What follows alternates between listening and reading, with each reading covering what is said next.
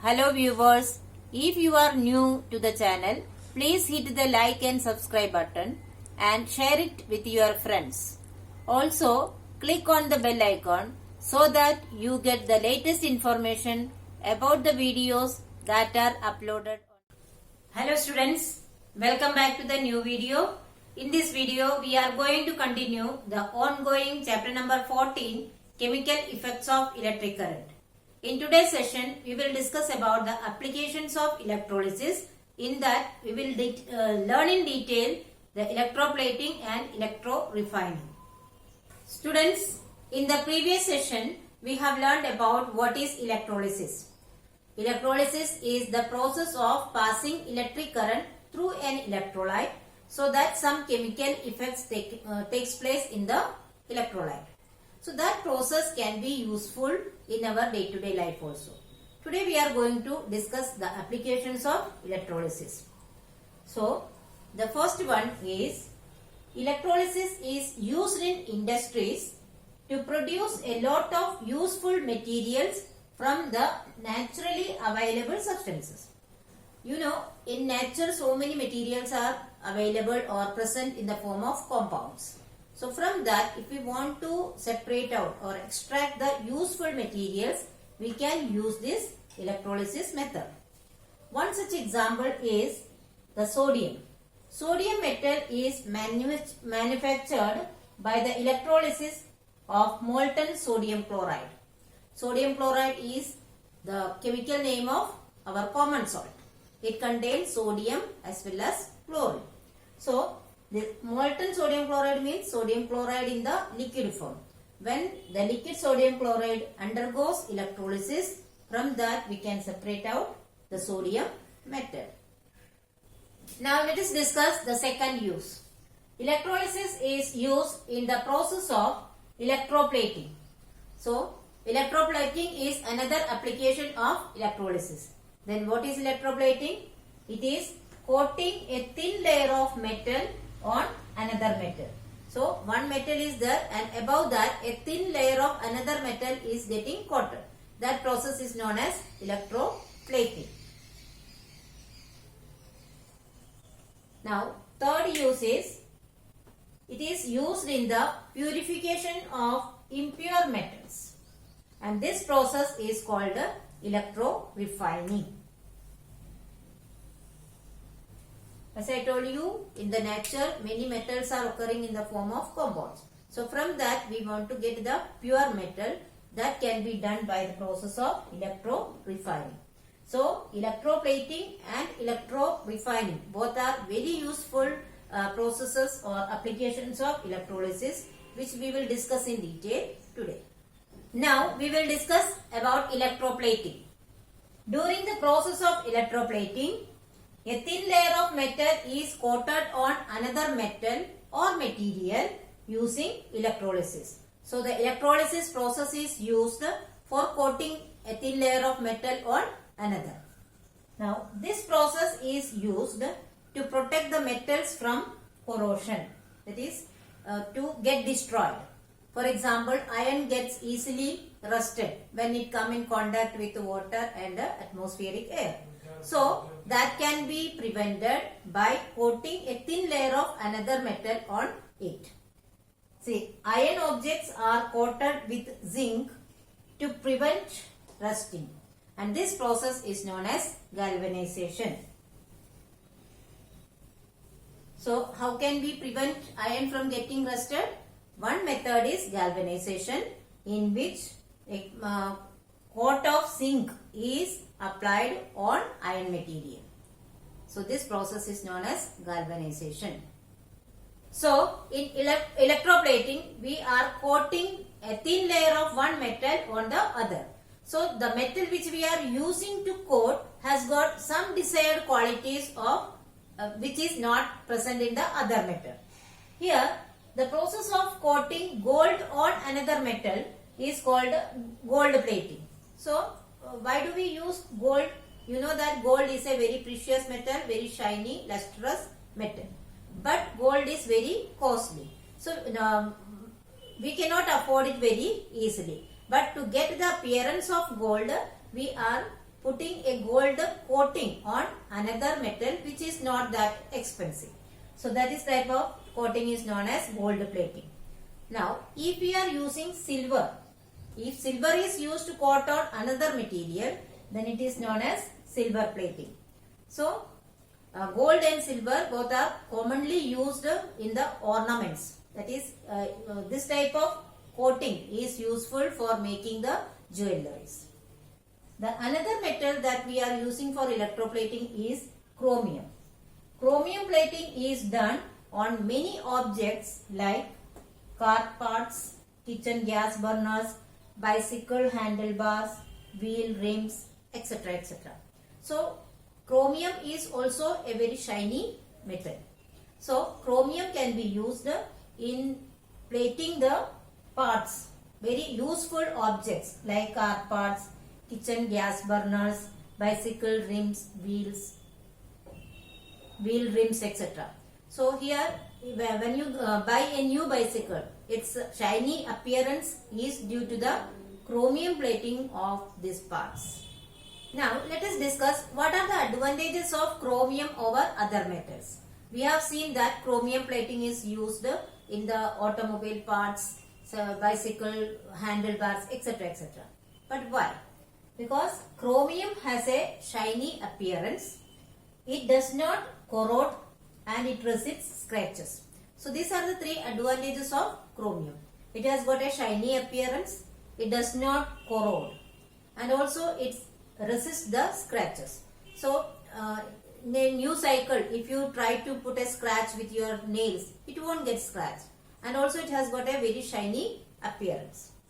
Now second, it will not corrode easily as that of iron. So chromium plating is done over the iron metal. Now another application is tin cans. The tin cans used for storing food are made by electroplating tin onto iron. Tin is less reactive than iron. Thus food does not come into contact with the iron and is protected from getting spoiled. So the food cans that we are getting from the market is actually the electroplated iron cans. And which metal is used for electroplating the?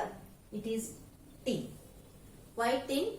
Because it is less reactive than iron and does not get corrode. So iron can is coated with tin, and this coating prevents the food from getting coming in contact with the food materials and thus prevent from getting spoiled. So the food cans that we are getting from the market is actually the iron can coated with the tin. Now let us see the setup for electroplating. See, this is the diagram that shows the setup for electroplating. Here we have taken the electrolyte, and this is the cathode and anode. Cathode is the negative electrode and anode is the positive electrode. And usually the metal which is used as the anode, a salt solution of that metal is taken as the electrolyte. Okay. Now the material that has to be coated is taken as the cathode. So while selecting the cathode, what we have to take care? The material that has to be coated. That means on which metal the coating is necessary, that metal is to be taken as the cathode. And the metal to be coated on is taken as the anode. See, anode, metal to be used for coating. And generally a solution of the salt of the metal taken as the anode is used as the electrode. For example, whatever metal is taken as the anode, a salt solution of that metal is taken as the electrolyte. Okay. For example, copper. Copper can be easily electroplated on a metal in a laboratory. So if we take the copper metal as the anode and copper sulfate as the electrolyte. Okay. So the whatever material is taken as the cathode, on that object the copper will get coated. So this copper plating can be easily done in this way in our laboratory. Now we have seen that electroplating is very useful to us. But there is one concern over this process. See, the leftover conducting solution after electroplating is a polluting waste. There are specific disposal guidelines to protect the environment. Factories that use electroplating process must follow the guidelines while disposing the waste. So what is the concern? The solution that is left out after the electroplating is a polluting agent. So if we dispose it that into environment directly, then it can cause pollution. Therefore, there are specific guidelines for disposal of this polluting waste. So factories that are using the electroplating process must follow the guidelines while disposing this waste. Now let us discuss about electro-refining. The process of purifying metals such as gold, copper and silver using electrolysis is called electro-refining. So some metals such as gold, silver or copper are purified by using the process of electrolysis. That is known as electro-refining.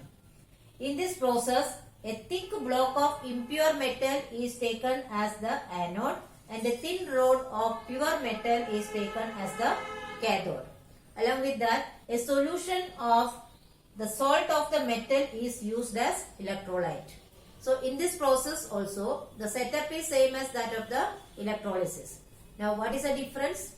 Here a thick block of impure metal is taken as the anode and a thin rod of pure metal is taken as the cathode. And also the solution of the salt of that metal is used as the electrolyte. Otherwise the setting is same as that of the electrolysis. Further, when electricity is passed, the impure metal used as anode dissolves in the solution and the pure metal is deposited at the cathode.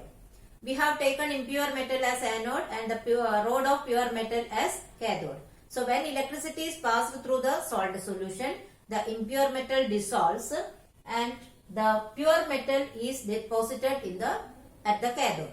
Okay. Now the impurities in the metal block settle down at the bottom of the container below the anode and hence it is called as anode mud. So when electricity is passed, the pure metal gets dissolved and get deposited at the cathode and the impurities from that metal block get settled down at the bottom of the container just below the anode. Therefore, that impurity is settled at the below the anode. It is known as anode mud. Next, copper is refined using this process. That is, copper is one of the example of the metal that can be refined using electro-refining process.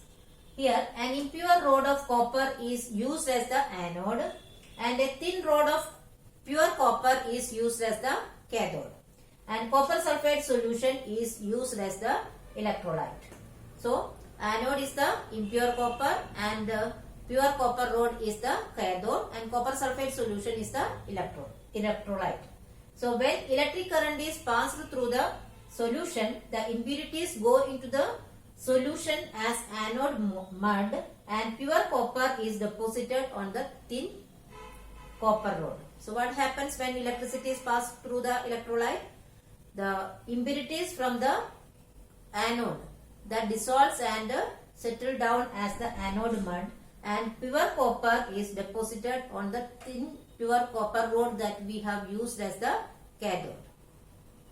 Now we will see the setup for electro-refining and also the electro-refining of copper.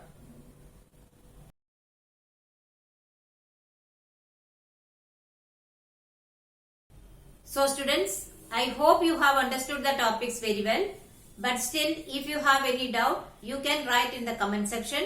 I will surely try to solve it as early as possible. Here are some review questions. Please solve it in your notebook. Thank you.